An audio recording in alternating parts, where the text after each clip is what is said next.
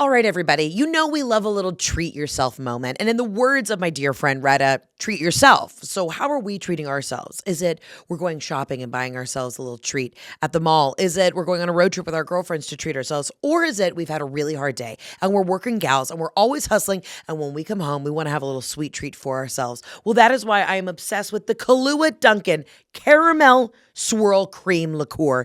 It is fantastic. It is sweet. It is creamy. It is heaven in your mouth. And this is why I love it, because when you perfectly portion it out, you pour it right over ice and you put a little munchkin. Oh, honey, I got a Dunkin' munchkin as a garnish and I am living my best life. This is perfect for after dinner. It's perfect for when you come home from work and you want to kick your feet up, or when you want to sit around and watch the housewives and gossip with your girlfriends and just live your best life. Hold on. My God, in one sip, I'm getting caramel, coffee, vanilla, all of it. It is to die for. And I especially like it over this good crushed ice, if you know what I'm talking about. So this holiday season, this season in general, treat yourself to the things that you deserve, which is some quiet time. And hell, if you're getting ready for Santa to come around the corner and your kids are driving you nuts, find a corner. I don't even care if it's a closet. Pour a little of the Kahlua Dunkin' Caramel Swirl Cream Liqueur and have yourself a treat yourself moment. I'm going for another sip.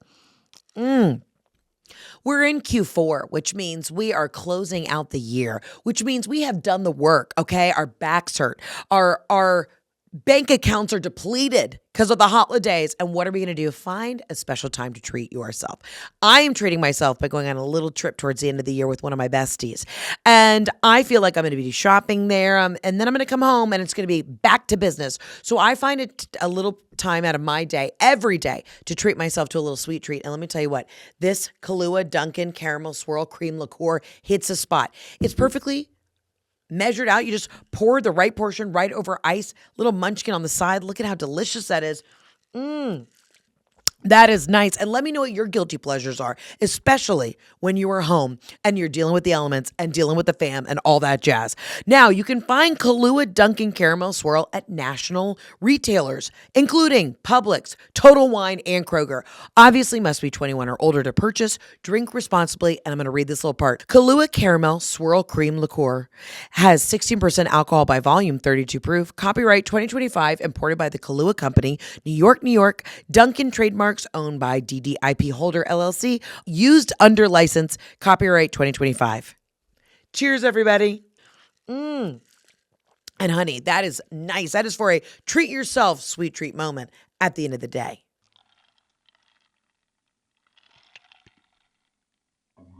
Hello, ladies and gentlemen, and welcome to another episode of the Absolutely Not Podcast. I'm your host, Heather McMahan. You know, the holidays are right around the corner, and I am really thrilled to bring in one of my favorite people in the world, one of my dearest friends, and I would say a style icon and a tastemaker. Now, I love bringing in real folks that are in my real life, because those are the episodes y'all always crave. You always want to see behind the curtain and know who the hell I fuck with. So I'm bringing in one of my dearest friends to talk all things design, style, holiday, and just mischief in general. Ladies and gentlemen, please welcome to the podcast, incredible interior designer, artist, all of the above, the Ina Garden of Atlanta, Georgia, Jared Hughes. How are you, honey? I'm good. How are you? I'm good. We were both saying off camera before we started that our eyes feel a little glazy today. Yeah, I do. I think the fall allergies are coming. Yeah. The twinkle has left my eye. The twinkle has left my eye, but you just got a text message from another friend of ours who's a designer, and she sent you a photo from 12 years ago, and it just said, "You've lost the sparkle." Well, it was probably like 2017. Yeah. And it was a picture of me right after doing my first show house in Savannah. And I said, I wish I was still this thin. Yeah. And I said, I also think I used to have some sparkle in my eye. And she said, indeed, you did. So the sparkle has left my eyes. The sparkle has left, but we are going to get the sparkle back, because we were talking about this at dinner last night. We have to find the joy again. And it's just, it's been a hell of a year. I don't know, business-wise, we always talk to, like, we're in two totally separate businesses, but it's also been a wild year in design. Like, you're doing all these show houses, you have all these private clients, and there's a weird energy in the air, and you're trying to keep up, and you're going on all these buying trips. Kind of walk people through what your day-to-day is at Jared Hughes Design. It's totally different every day. Yeah. But, most days involve getting up, chugging as much iced coffee as I possibly can without having an anxiety attack, getting to the office, dealing with the lovely ladies who work with me. And so the emails just start coming and they don't stop coming. Right. And it's questions about what's going on with your project. Where can we find this? It's the biggest nightmare we've had this year is dealing with all of the tariffs, and it's constant changes. And so we have things that are getting shipped here, stuck, shipped back to Italy, having to be reshipped. It's just that's the day-to-day right now is trying to get things for people. Doing customs in Italy is actually probably the world's largest nightmare. When I did my wedding in Italy, trying to get products sent to Italy through customs into a fucking gift bag for my guests. You would have thought we were on the Amazing Race. Like the hoops we had to jump through. And then now, obviously, with the current political climate and trying to get things into our country, it's also a fucking nightmare. But I say, like, my job's pretty heavy attention to detail, but your brain works in such a different way, the way that you have to pay attention to detail when it comes to specific. I mean, you're looking at, fringe on a fucking curtain rod. Like, how the fuck do you do that? It's like we always say the job is 20% design and 80% logistics. Yeah. And so there's a lot of logistical behind the scenes things that are not just the pretty part. It is we are trying to find a tiny fringe to go on a drape and then figure out how to get it here, and then figuring out not just how to get it here, but then getting it to the workroom and getting it sewn on correctly. And so it is hours and hours of tedious detail that is what kind of serging is going to go on this rug, and what's serging? We're also going to have a very sophisticated vocabulary lesson here today. I learned what an Ushak rug was from Jared, and that's just the beginning. The tip of the iceberg. The tip of the Ushak iceberg. Rug. Yeah. Serging is just like the binding that's kind of on the edge of a rug, like on a stair runner, so that the carpet kind of doesn't just like fall apart. It's something that holds the carpet in place onto itself. Serging. See, after this episode, I want y'all to feel sophisticated. I want you to be able to call your Southern grandmother and have a conversation with her about what she is going to leave for you from her estate in the will. That's really what this episode is going to be about. Jared's going to give us an education on obviously design, tastemaking, how to, make your in-laws love you by bringing an appropriate gift. But also, I just want y'all to get the best shit out of your family members in the will who are about to die. Yeah. Like, what do we need to be looking for when we go into Mima's house? What is the shit that is worth it that we want with their name and a plaque on it? Yeah, you go through now with the Post-it notes. Right. And you write your name on the Post-it note and then hide it on the back of the item. Yes. Also date that Post-it note. So in case another Post-it note appears from your skanky cousin. It's always a fucking skanky cousin named Nicole. We know her and we don't love her. Yeah. Nicole's coming in and trying to say, oh, well, my Post-it note had an earlier date. You're a liar, Nicole. So also I would say take a photograph of that. Exactly. With the timestamp so we know exactly when you claimed. Are we looking for armoires? How do you know? Because you're the king of antiques. And Jared, you have taken me to all the big antique markets in London when we do these fun trips. But I always tell you, I'm like, I don't know what I'm looking at. How do I know what's just fucking old and what's actually old and worth it? Like when you were growing up, did you get a boner for the Antique Roadshow? Yeah. Yeah. Absolutely. I also, sixth grade, I was allowed to, paint and decorate my bedroom for the first time. Oh, I want to know about what your bedroom looked like then, and then we'll get back to the antiques. So my bedroom, before that, I had a twin size bed that my dad had made to look like, I think was his 1956 Ford truck. So it was red. The mattress was obviously in the bed of the truck. The hood opened for extra storage, so practicality and pretty was hammered into my brain at a young age. Love this. There was also like dump trucks in wallpaper. It was very much just like a, very cute done up kid's room. But so when I was able to do my own bedroom, I painted it red. Ooh. Sixth grade. Like an ox blood? Like a red. Red. Like it was a beautiful, rich, deep red. Okay.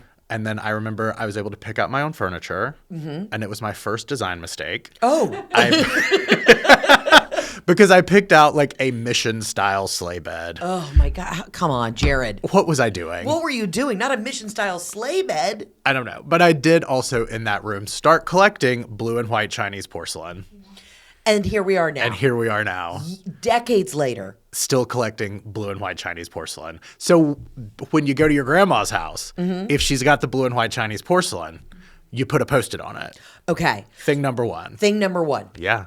What is thing number two? When you're going through the other china, because like my grandmother left 4 different sets of china, and they're beautiful, but how do you know what's what? Like what is worth it? What kind of patterns are we looking for? What other kind of plateware do we need to look for? So first thing is, if you like it, that's all that matters. Period. Second thing is, you get on replacementslimited.com and you see what that pattern is worth.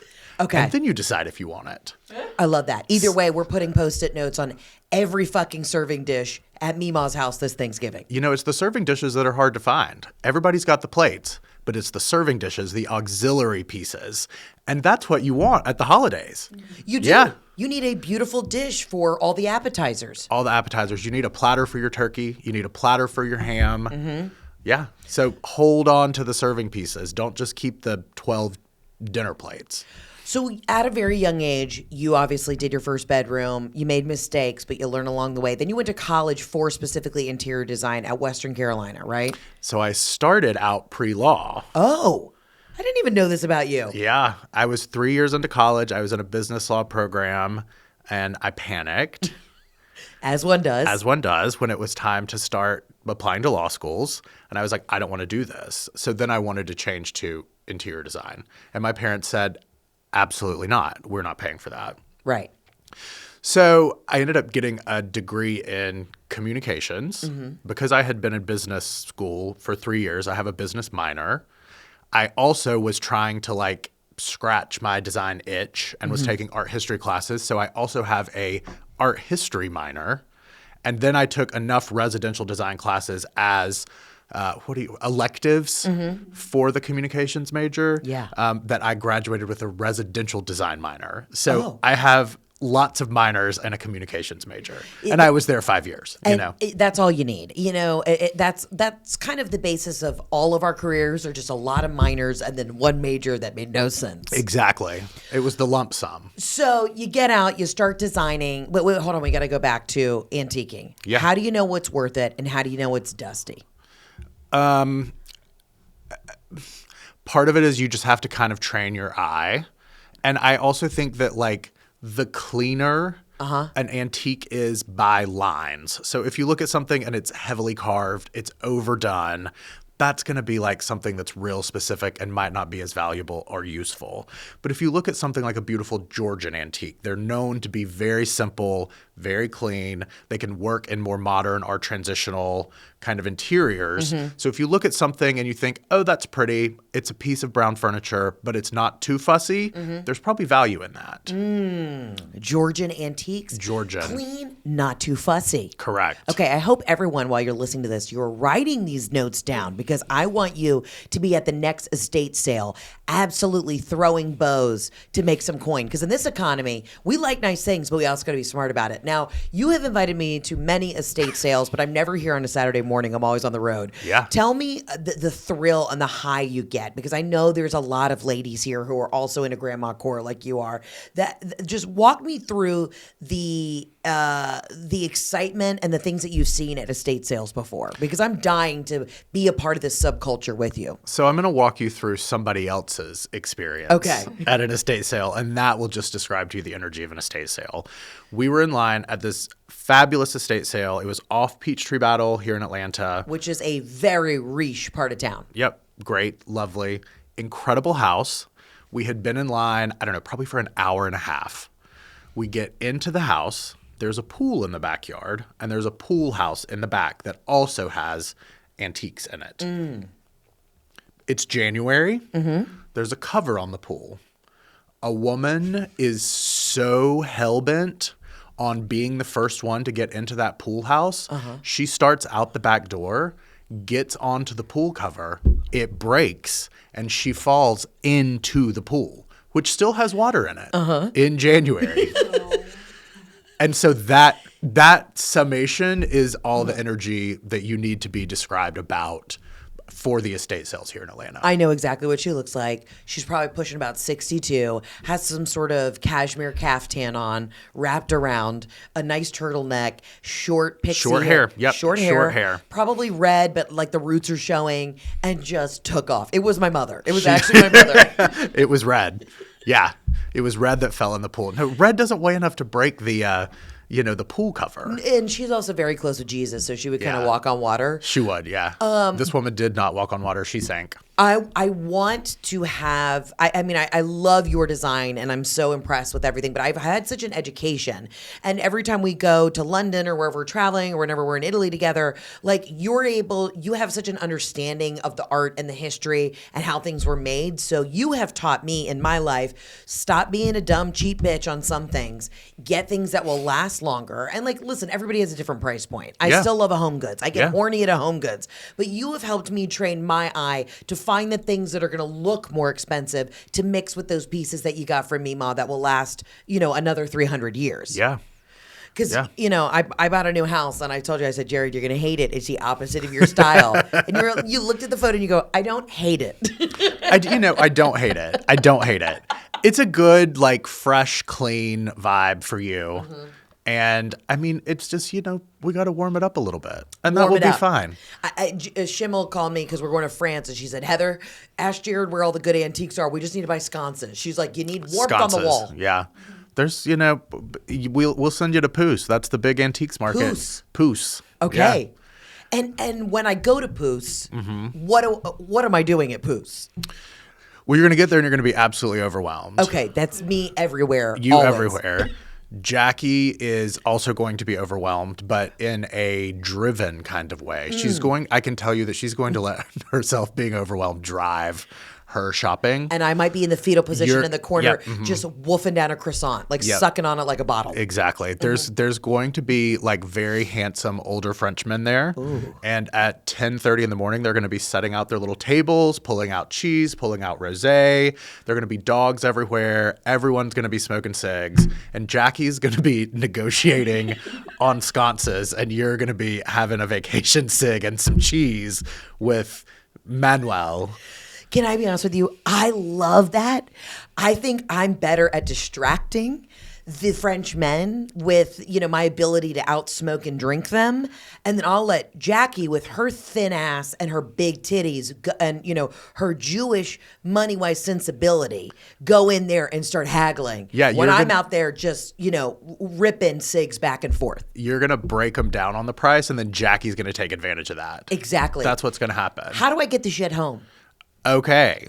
So, we go to England several times a year on buying trips. Mm-hmm. We take people. We've never taken just general housewives or anybody that wants to go. We always take designers. Not that we wouldn't, but I think after this episode comes out, the women are going to be so horny for one of your trips. I think you need to do a housewife gorgeous curated trip in the Cotswolds. They're so fun because we do stay at really lovely hotels. I am a psycho attention to detail planner. You are. For a trip. I get out a huge erasable white board with my expo markers and I'm making because I can't do anything on a computer. I hate technology really. I'm the same way. I make my travel spreadsheet on like a 6 feet tall by 8 feet wide whiteboard, like in a school class.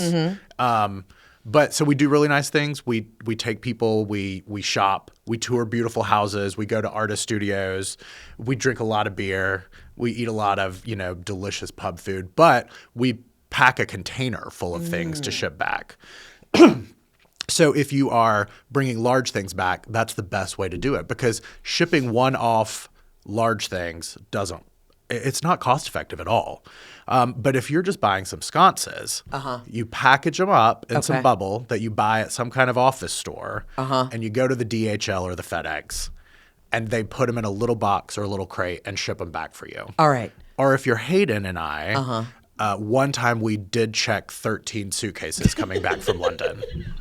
And listen, I'm not trying to blow up Jared's spot, but he's a smuggler in a way with antiques. Like you have shown up before from the airport and you're like, you have no idea what's in my bag. And of course it's like some beautiful artifact that you bought at some insane antique market, but you're like, it wouldn't fit in the crate. It was too fragile. No, it had to come back with us. Right. That, and the 13 bags, I mean, we had to take 2 separate cabs to get to Heathrow. That's insane. And I've been on trips with y'all to Heathrow and you, I mean, every time we go to London, you have it planned, stacked, like we know exactly what we're doing. I can barely keep up. I'm just like, I'm like, I need an Adderall and an NAD shot because I literally have no idea what the fuck's going on. And you're like, Heather, we're going to hit 55 markets and you know everyone. And that's the pride I get when I go to Italy is I know everyone. I'm like, these are my people. Yeah. And when we go to London, you know everyone. Now we do, speaking of you knowing everyone, but not necessarily knowing the entire royal family, Jared and I, we butt heads on one thing, and that's his love for the royal family. And I tease him about it all the time. I'm more of a Princess Diana gal,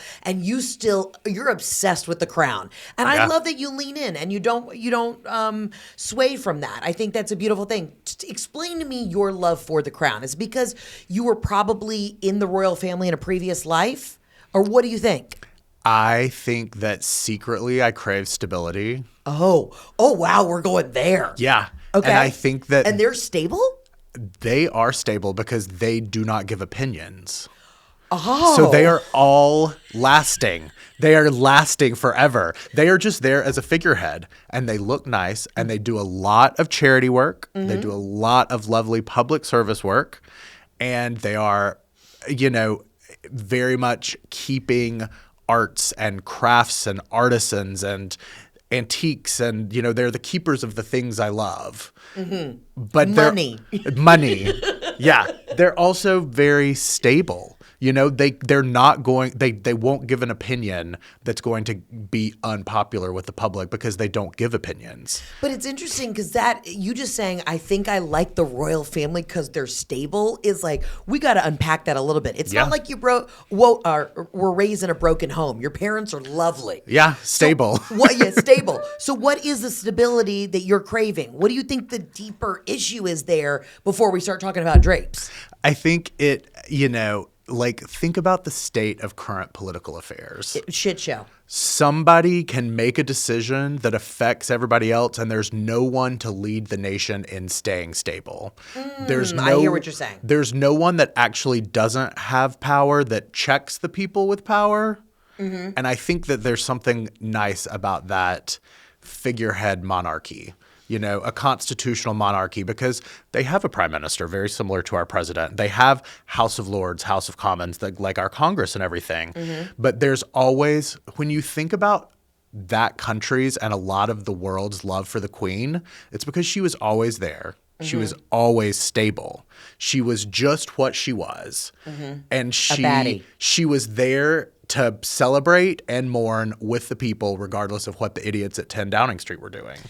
Now that you have said it this way, I mean, we have been fighting over the royal family for 10 years, and you should have just explained it to me like that. Yeah. Because now I understand it. Right. Like the prime ministers will come and go, but it's just this, she was a figurehead, and the entire family was a figurehead of this pride of their country. It's something eternal. Now, I do love every about 6 months when, you've been sassy, I'll send you photos of King Charles's sausage fingers, because he definitely has gout right now. I mean, he's also dealing with a lot of other things, so respect to them. Yeah. But before we knew he was actually ill, he had very fat fingers, and I'll just slide one of those into your DMs just to piss you off. Yeah, and I giggle about it because I also have fat fingers.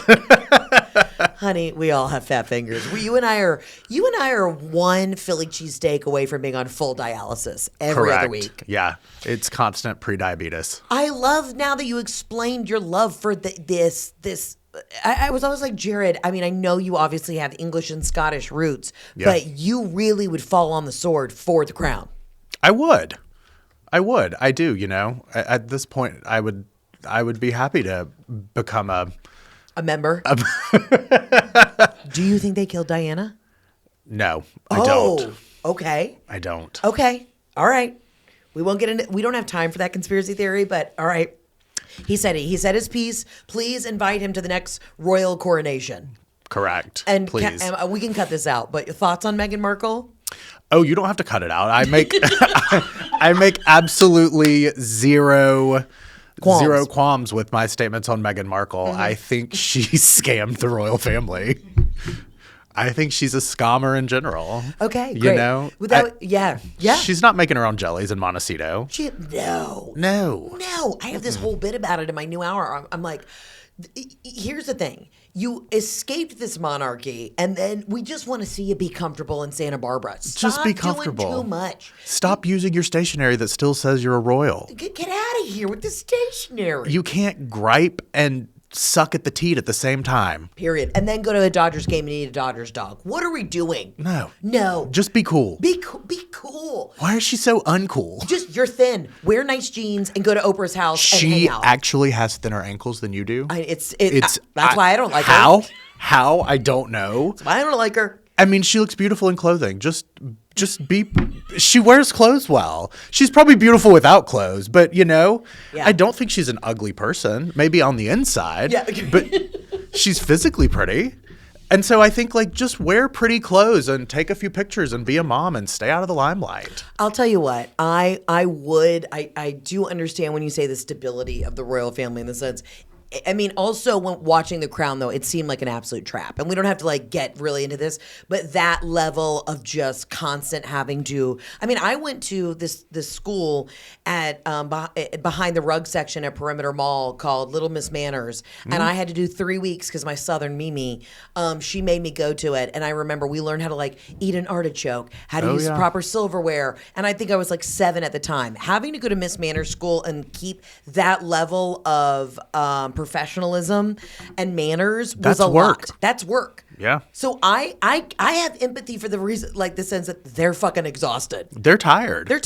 This is a service. It's a public service. That's their job. It's a public duty. Well, let's not make this deeper than it is, but I love that. I love that you have strong stances on that. Okay, wait. So now, when it comes to the holidays coming up and being a tastemaker, I mean, Jared has thrown some of the most beautiful parties, gorgeous place settings. You know how to put it together, but you're also smart, understanding flower arrangements, all that. What are your tips and tricks for our listeners on how to really up the ante on their holiday display without breaking the bank? I went to 3 different Targets yesterday looking for John Darien Christmas ornaments. Oh, really? Yeah. Limited edition John Darien Christmas ornaments. They're beautiful. They look like antique glass Christmas ornaments, but, one of them's a skull and crossbones. They're $7. Okay. That's pretty cheap for a Christmas ornament. Yeah, very cheap. And so I think you got to shop smart. You got to shop smart and buy vintage stuff. Absolutely. I love going into an antique store this time of year and finding beautiful old Christmas ornaments or wreaths or Christmas display. And, also don't buy your Christmas china new with a Christmas tree on it somewhere. Go buy a set of beautiful Spode Christmas tree china for $20 on eBay. Period. Don't be afraid to shop at eBay or Etsy or. I get horny for Etsy, Same. And I actually just want to share this. Pia Baroncini, who is on the Dear Media Network, she posted this on Instagram today, and I screenshot it. It's the most beautiful, handmade in Italy, wrought iron handrails. She's like, I don't know who's in the market, but I buy them off this guy off Etsy. And the the shop is called Italian 10 Workshop. And I showed you, Jared. Yep, it's gorgeous. And it's gorgeous. And I was like, I may need Italian handrails. You never know. And they're very well priced. Yeah. Etsy is where, you told me about it. Shimmel's told me about it, finding amazing digital prints on Etsy and then blowing them up. You can buy art on Etsy for $10. It's actually gorgeous. Great pieces of photography. And, you gotta move around. You gotta really search for the shit. You do. Yeah. You have to kind of go in knowing what you're looking for. So, you can't just Google Christmas decor. Right. You need to go in Googling Christopher Radko Christmas. Okay. You need to go in Googling Spode Christmas tree platter. Be specific, do your research, and then get your words into the search engine. Get your words into the search engine. Yeah. Now, Emily Post is a gal who I don't really know who made her the end all be all when it comes to manners and hosting. Queen of Manners. The Queen of Manners. Yeah. I've never met her. Have you ever met her? Is she a real person? She's dead. Oh, she's dead. Okay. All right, so she's dead. I mean, you live and breathe and die by the Emily Post book of hosting, if you will, in the South. I mean, listen, she seems a little cunty and not like a fun way. So are there any things that she has preached about that you live and die by, or things that you're like, well, what are we doing here?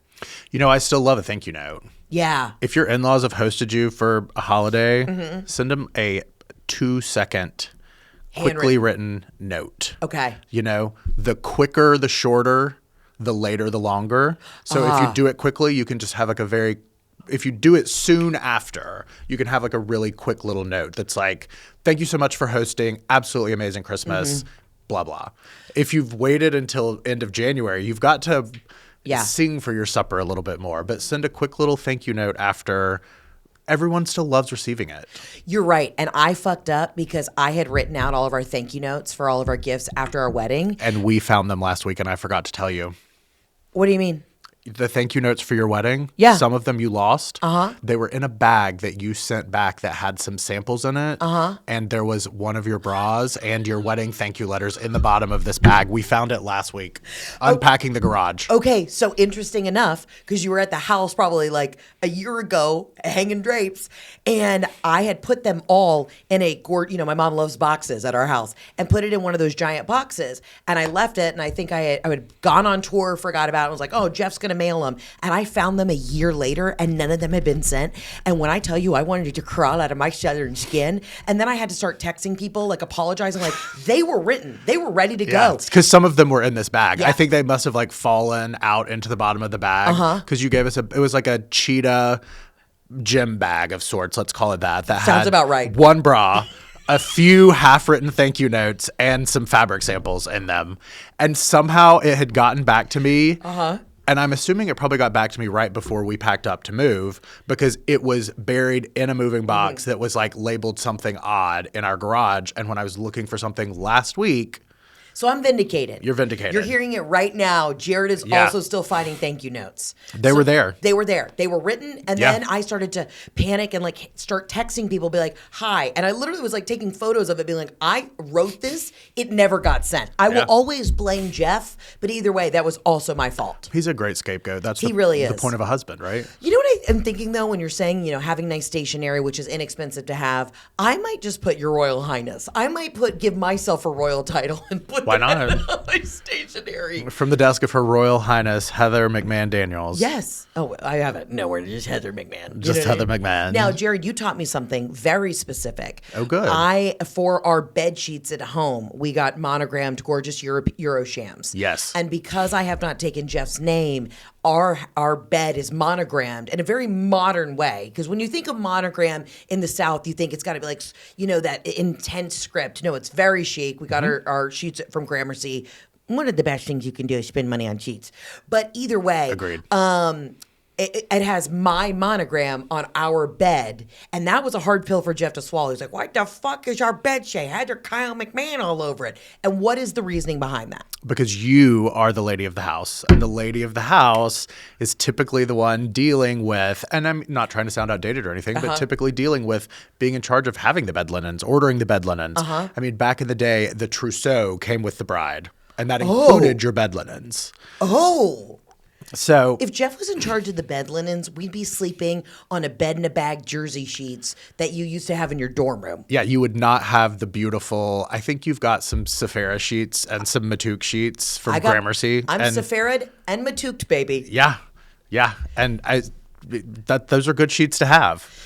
And that's where we're getting old, because the things that make me horny are really crisp sheets. Now, you said something so funny last night at dinner, an observation that you and Hayden had made about your lives right now. Oh, God, what was it? Well, Hayden turned to me and he was like, we just realized while we were sitting in the countryside of Ireland in a beautiful cottage having a gorgeous glass of white wine, like, our friends are all old. Hayden looked at me and said, why are all of our friends old?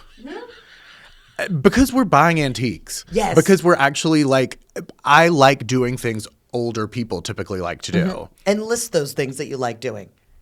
Well, I needlepoint. I like to sit by the fire. I like to go antiquing. I love nice restaurants. I want to be at a nice restaurant. I want to go to the museums. He's wearing a turtleneck right now, okay? I am wearing a turtleneck right now. Yeah. But you know, I like to go to estate sales. You are I'm right. You know, let me not age you too much. You're like a 59-year-old old lady from England, and that's always been Jared. Yeah. One of my most fun friends. We have the wildest time. We really kick our feet up. But you truly are an old lady, and you keep that inside, and I love that, and I respect that about you. Yeah, at my core, I'm a 59-year-old lady from England. But I used to go out and, we partied all night. We partied all night. We like old lady shit. I mean, I'm an 84-year. I am just Joan Rivers. I am Yeah. Joan Rivers in her last, Yeah. 5 years of her life, having had like 6 facelifts. Like that is who I am. The core of who I am. Yeah. Also, I won a Joan Rivers, one of her performance gowns in an auction. It's gorgeous. It's gorgeous. How do I put it in the new house? Do we put it in a giant acrylic box to display? Yeah, we like mount it in a gorgeous shadow box. Okay. Is what we do. I think we have to. Yeah. And I haven't been in the house yet, but there's going to be like a wall somewhere that when you walk in, it's like the highlight, the focal point. We put an art light over it. We love an art light. We love an art light. We put an art light over it. I called Melissa Rivers and asked if there was any way I could just, get the body and just taxidermy Joan and put her in it. And then she didn't return my call on that. Yeah. Surprising. And she called the police. Tina wants, definitely, I think we have to jump into the voicemails because, we can talk about design all day. There's some really good ones. As always, you can call into the hotline 800-213-7503. We're talking old lady shit and fabulous design and decor. But let's get into the voicemails because the Absolutely Not line is for everyone. Good. Let's hit the hotline. Hi, Heather. I'm going to remain anonymous because I don't want my family to call me an asshole. But absolutely not to people who do not practice or know basic holiday etiquette. I feel like this is a good time for our little reminder as the holidays are quickly approaching. I was just thinking about my Thanksgiving last year and told this story at a Friendsgiving, and the whole table audibly gasped, and I thought that I would also appreciate your hot take on it. So I have a massive Italian, Irish, extended family. Holidays are so fun, so crazy, so many people. My parents often host Thanksgiving, and we have a really nice formal dining room that my mom sets beautifully for the holidays. And my cousin's girlfriend walks in, makes a plate, Nicole. Walks into the dining room and sits down at the head of the table. No. Just sits there and starts eating her dinner. Absolutely not. I do declare, I am so verklempt right now thinking about this hussy. It's always the cousin's girlfriend. It's always the cousin's girlfriend who comes in. His name's Tyler, and they both come in violently hungover for the Thanksgiving. Here's the thing. I am empathetic. I feel like she wasn't trained. She does not have a formal dining room. Probably not. How do you not know? You always stand with your plate in the corner and you ask the hostess, hey, where would you like us to sit? Where any particular place? And you never go to the head of the table. No. And you could also, if you're doing Thanksgiving like this in a formal dining room with a lot of people, you could do place cards. Easy. You know what we love? A place card. That is always my task at any group dinner that any of us are doing. Always. To do them. There is also such a science behind where people sit at the dinner table. There's a great Curb Your Enthusiasm episode where Larry David, he has to middle, and he talks about middling, and he's like, you can't have a dud in the middle of a table. No. Because the middle has to ping pong and then keep the conversation flows going across the table, at the ends of the table. So you got to have a good guy in the middle, guy or gal in the middle. It's the pivot person. It's the pivot person. Yeah. So what would you do in this situation? You're at your home. Some dumb cunt is sat at the head of the table. How are we telling her to adjust? I could say that I would never tell her to adjust because your goal is you're wanting to make people feel comfortable in your home. Okay. That is the goal. You have to So you swallow the tongue. You don't scream at her. And you just say, is there anything else I could get you? Do you need a napkin? You just So you bullshit it. You bullshit it. And then Hayden would come back in a passive aggressive way and after 4 martinis and just be like, I see that we've taken liberties on where we're sitting, Madeline. Exactly. Exactly. He would. And I would just say, nothing about it. And then we would all shit talk her when she leaves. Exactly. Yeah. Because that is the Southern way. That's the Southern way. In the South, we don't talk about you to your face. But hold on. I was just getting interviewed for the Garden and Gun magazine. And I actually said, Good magazine. It's a great magazine. I've been in it twice. Of course you have. Yeah. I feel, though, in the South, we have a specific way, truly, to tell you to go fuck yourself to your face. But again, it is very coated in molasses and, pimento cheese. Mm-hmm. But I do think Southerners have a specific way to really say, like, you fucked up, I'm gonna say a prayer for you. I always say, like, in the South we don't gossip, we have prayer requests. Correct. Mm-hmm. Mm-hmm. You could also say to her, you could just ask if you really need to say something and be passive aggressive in Southern. You could ask if maybe she was feeling important today. Oh.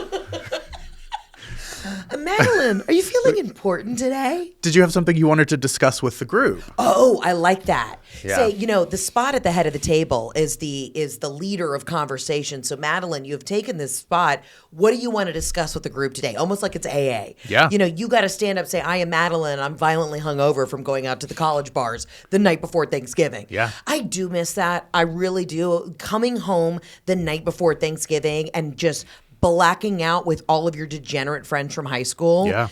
And then being so incredibly hungover the next day is, to me, the best thing about Thanksgiving. And I don't do it enough now. Maybe we need to have a new tradition where we're going out before. I think we should. Right? And it could have been MJQ Wednesdays before MJQ closed because, Thanksgiving's always on a Thursday. But yeah.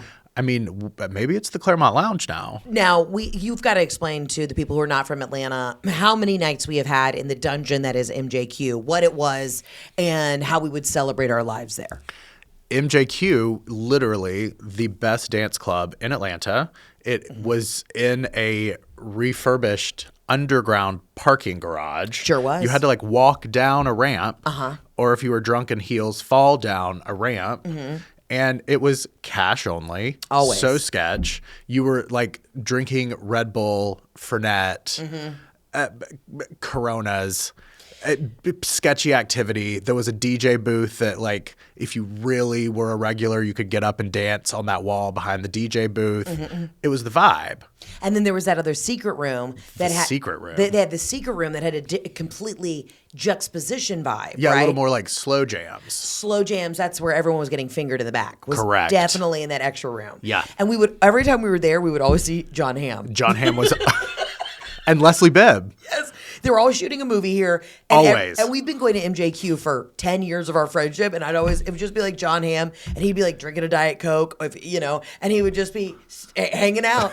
And then we're sandwiched in between a bunch of nerds from Georgia Tech. And who have no idea who John Hamm is. Who have no idea who John Hamm is. And I'm grabbing my ankles because Ludacris has just come on. And I am just grinding up on this, four Theta Chi's from the university or from Georgia Tech. And those were some of the best days of our life. They were the best days of our lives. Oh, my God. And then it fucking closed because there's a new development. Oh, whatever.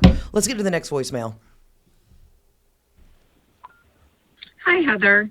This is a new listener calling with an absolute not and a question to piggyback on it. So here's my absolute not. Last year for Christmas, the only gift that I received from my mother-in-law were 4 packets of dip mixes. She nicely wrapped them in one box and placed it under the tree. Once I opened the gift, she opened one dip packet, mixed it with my cream cheese, and left it out before our holiday dinner. I was so shocked and resentful that at Christmas dinner, I announced to everyone we're canceling Christmas next year, so we will not be hosting any more Christmas dinners. Now, my question is, would you follow through with the announcement by canceling Christmas this year and leave town to avoid more drama and to get away from my mother-in-law? Thank you. Okay. What was the gift that she got? Dips. Dip mixers. Dip mixers. Okay. 4 of them. Okay. And then her mother-in-law used one. Yeah. All right. Right out the gate, First of all, if I got dip mixers and a stocking stuffer, I'd be amped about it. I'm like, I'm sorry, we have a French onion dip because I got tubs of mayonnaise and sour cream and Greek yogurt in the fridge. Yeah. But that is a stocking stuffer. Now, That's not the main event. That's not the main event. Yeah. To follow up her question, would you announce to the table that Christmas is canceled? Do you understand? I would stand up with an air horn like a DJ from New York City and like, here, Christmas is canceled, get the fuck out of my house. And my ass would be driving 100 miles an hour to Hartsfield-Jackson International Airport to get on a flight to get to the Turks and Caicos. That's how I would handle it. How would you handle it, Jared? There's a message in that gift. There is. And I don't know what it is. Yeah. And so her announcing that Christmas next year was canceled in advance, I think she should just follow through on that. Yes. Because you've already said it. Don't back down. And Can't look weak you can't look weak. to the mother-in-law. They will sense the weakness. And then there'll only be 3 dip packets in the gift next year, not 4, So no, just cancel Christmas. Women are so easy to shop for. It's a cashmere. It's a nice glove. It's a handbag. It's a perfume. It's very easy, even if you don't even know anything about the person's style, to get them a nice gift. Correct. Men, I find, are much more, I can shop for you because you like the same shit as me. Yeah. But men are hard to shop for. But just putting a bunch of dip packets in a box, this woman is basically saying, I'm mad that you're fucking my son. Yeah. That is the totality of her message to her daughter-in-law. I'm mad you're fucking my son, and I don't like your cooking. Shit. There's levels to that. There's messages in that. There is a therapist that needs to unpack that gift. That is Avicii's level. I mean, okay? I do not. What did you do to her? She fucked her son. It would honestly have just been. It would have just been better if she didn't get her a gift. The fact that she has gone out of the way to give that gift. Wow. That's an absolutely not. I'll say this. I don't obviously have a great relationship with Jeff's parents, but I always got good gifts. I can never fault my mother-in-law. She had great taste. If you know someone doesn't like you, and you don't like them, that's when you should give the best gift. It just rubs a little salt into the wound. Yeah. That's why I got good jewelry. Yeah. Because I'm hated.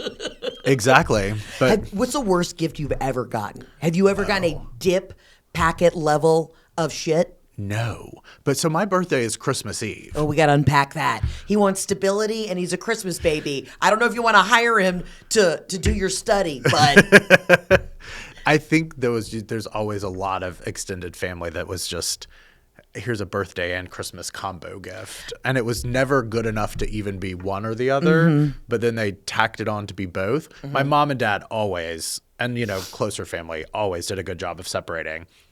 I've never gotten anything from anyone as bad as 4 packs of dip. I don't even know exactly how I would have reacted in the moment.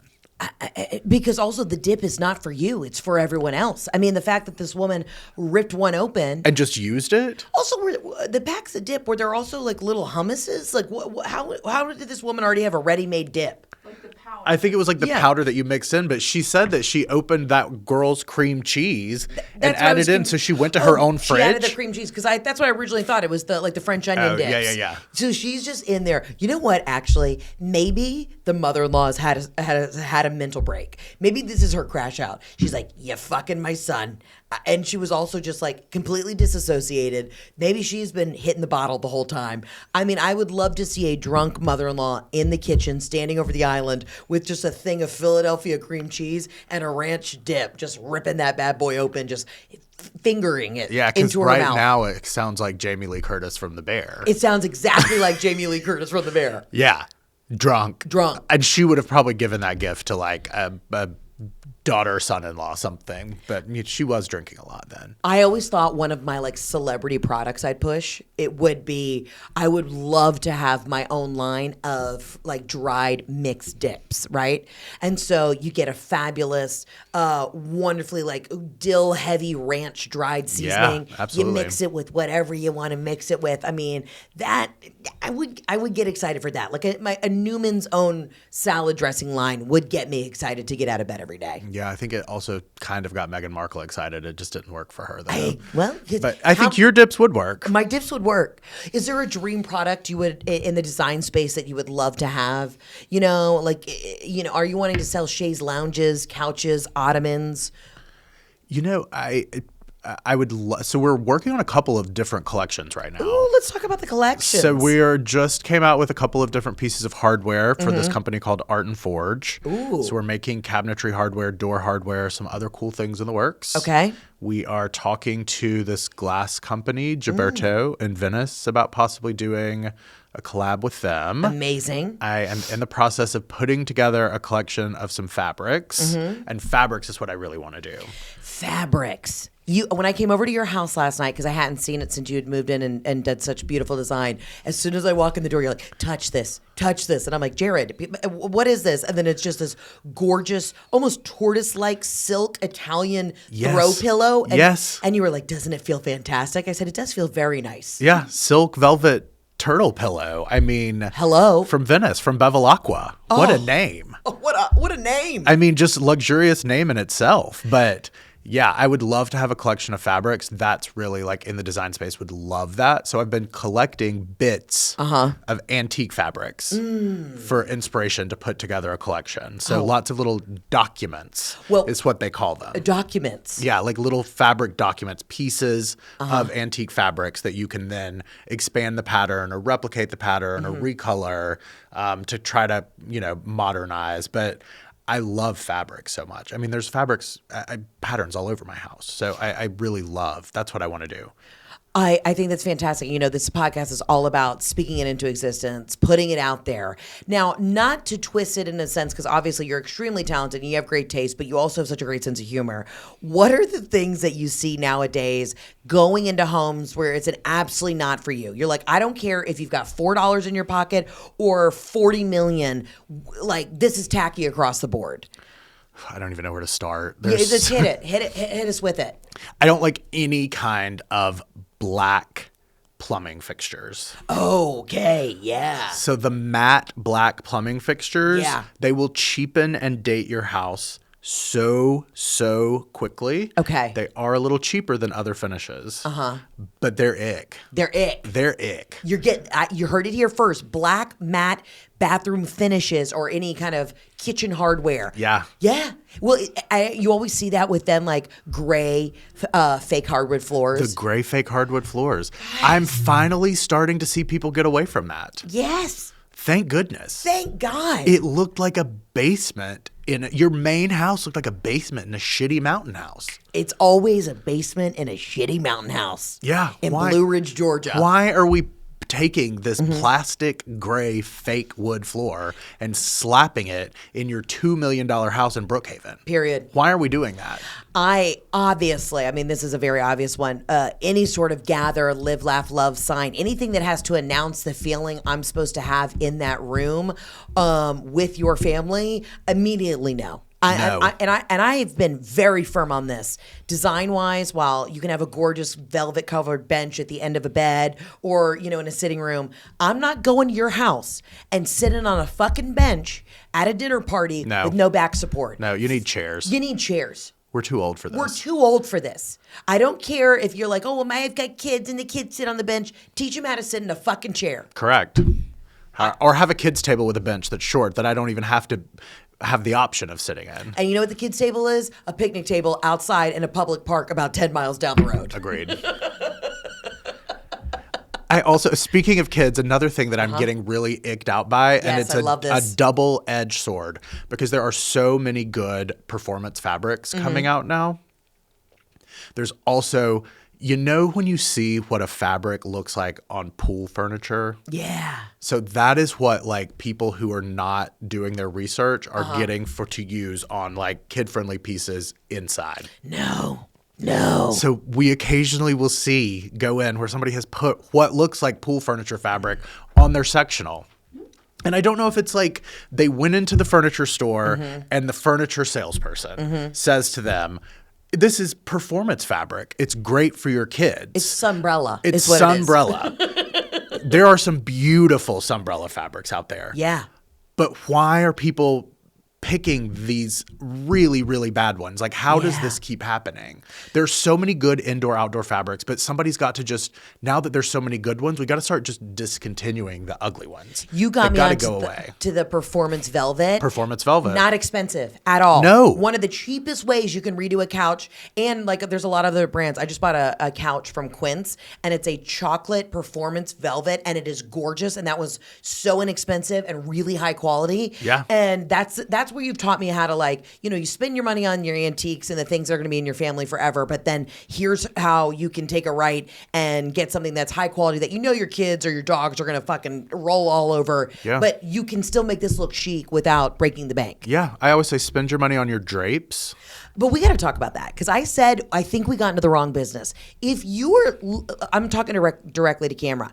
If you're out there and you have any understanding of drapes, get into the drape business, because drapes are so fucking expensive. If you can sew, I think you could learn drapes.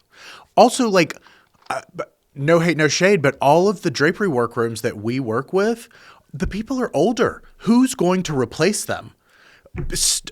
Stop trying to be an influencer and make drapes. You know, I don't know. That's, you know, I don't know what to say. Like, you heard it here first, Alex Earl. I mean, just we have this wonderful drapery workroom in Atlanta. Sudi, she's incredible. She's absolutely amazing. Trade only, so don't try to contact her. Have to go through a decorator. But she is so incredibly talented. She's also getting up there in years. She's not going anywhere anytime soon. Right. But somebody's got to be able to take over, and I don't see any young people just opening drapery businesses.